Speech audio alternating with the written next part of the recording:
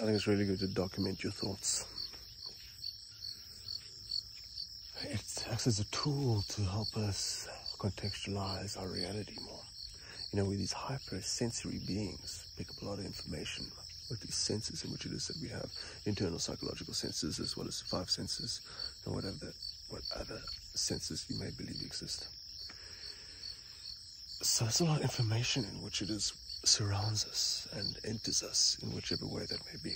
And let's look at information as energy. So you've got all these energies moving through you, around you, and making you feel all sorts of different ways throughout the day. Unknowingly, you're like, oh, why do I feel like this? Oh, why do I feel like that? It's because we're energetic beings. We're emotional, psychological, energetic beings. It's all energy, right? Psychological energy, ultimately. Your psychological state will determine the state of your energy. That's why, you know, mind, body, spirit. Mind, body, spirit. They're all one. So, when you're able to synchronize those realities of your mind, body, and spirit, and realize that they're all equally important, and you synchronize them by looking after each one of those states, your mind, your body, your spirit, which are all one. I found that our spirit and our energy is heavily affected by our psychological states that we happen to be in.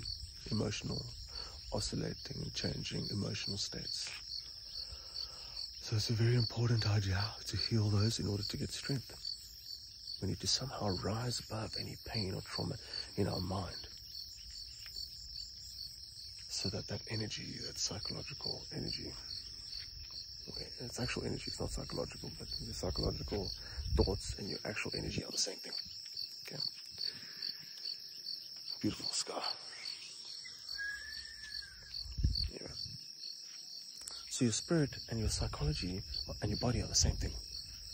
Like if your psychological, if your mind is messed up, your spirit's not gelling, bro. Neither is your body, because your body needs your mind and your spirit to be okay. And if that's not happening, and you've got a lot of tension and this and that in your mind, in your psychological state, that tension will manifest and express itself throughout your body. And eventually, if that stays for long enough, it can cause disease and illness and cancer. You know, when cellular tissue starts being constricted for so long, what do you think happens? You know, you're messing up everything, the processes within your body, right? Within whatever section of your body or whatever the case may be, because there's many cases. But it all starts in the mind. When your mind gives up, your body gives up. You got to keep the mind going, not in a hyper-obsessive, hyper-focused way. You got to keep it going in a way which is balanced in order to keep your spirit, which is like that silent inner part of you, right? Which you can access by quietening your mind and no more psychology. Now it's like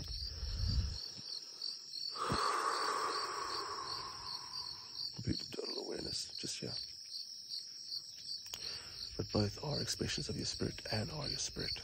Funnily enough, your psychology and your thoughts in a way are your spirit processing information through your own mind.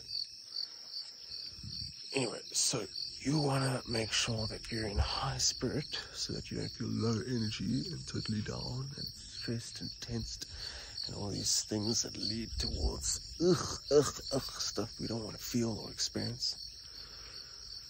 We need to learn how to uplift our mind, uplift our heart, uplift our spirit. That's all one and the same thing. To something higher. Access a higher reality of energy, emotion, and experience within inside of ourselves.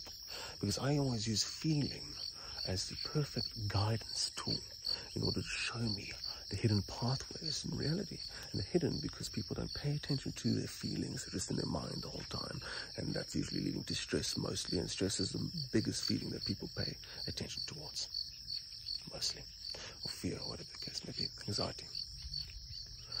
But there's higher feelings in that. But you can't access them if you're in like a pessimistic state of mind that cannot see beyond or feel beyond. If you can't see beyond, if you can't imagine beyond, you'll never be able to feel beyond. Never. It's impossible. How can you be able to do that? If you can't imagine it, if you can't think of it, how can you feel a feeling beyond what it is that you currently feel right now or think is possible? How will you know until you try? So I use feelings, deep internal feelings, as guidance posts in order to pay attention to my spirit and what's happening in my spirit, in my mind, in order to keep that balanced state of energy. Within that balance, things flow, things go well. Everything happens as it should, and I get happier and more energy, more life force. So it really does come down to psychological control, spiritual control. And you gotta learn how to just relax and truly feel as though everything's okay right now, no matter what. That energy presents a reality that comes with that energy. So when we're able to feel it, we're able to tune into that reality, and then we literally tune into that reality in reality itself. Some people say, "Oh, be realistic, bro." I'm being realistic, but reality doesn't end. There's so much hidden stuff towards people's perception, because when you're born and you grow up, based on what you're taught to believe, determines what you're actually able to perceive and what you're not able to perceive.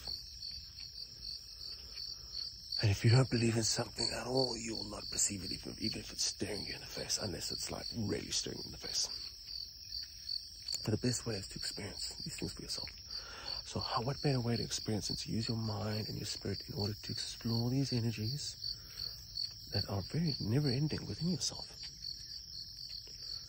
And when you do this, you're going to start to get control over your emotions and your energy and your life. Because when you get control of those things, then it's not like continual fucking auto mode, erratic thinking, stress-based thinking, making stress-based decisions because of the stress-based thinking. No, it's refined, it's clear, there's clarity, there's no rush, there's no hurry. It's just precision. It's an energy of precision, and with that energy brings a reality of precision.